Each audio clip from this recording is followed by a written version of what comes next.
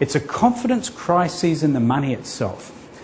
Now, what I mean by that is simply that one day people start to realise that the money they once used, pure gold, is now worth a piece of paper.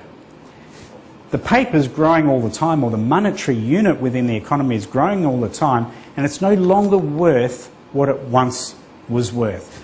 What happens at this point is everybody at the same time discovers that the money is worthless, and that leads to a confidence crisis and collapse. It's always happened. In fact, you see in 1933, what we call the Great Depression really started in 1929, and what it was a confidence crisis worldwide around the value of the money itself.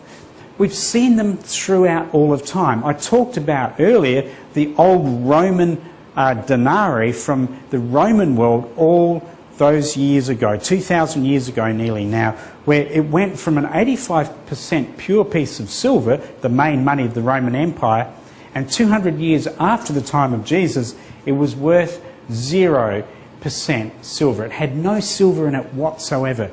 When the people realised the lack of value in the money, but they could remember that once upon a time, the money truly stored the labour of the men and women within the society itself.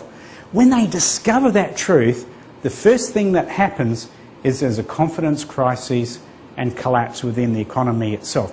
Now, today in the year 2010, we're seeing such massive crises within the world. We're seeing financial institutional collapse. We're seeing that every day around the world there's vast fluctuations in national currencies. We see rioting in the streets. We see that governments are fighting over what the exchange value they should share amongst their pieces of paper. And this is all part of this confidence crisis and collapse, which is very much building in the days ahead. We're coming to a point now where this confidence crisis is going to accelerate. And that leads us to what is the final part in the life cycle of money itself.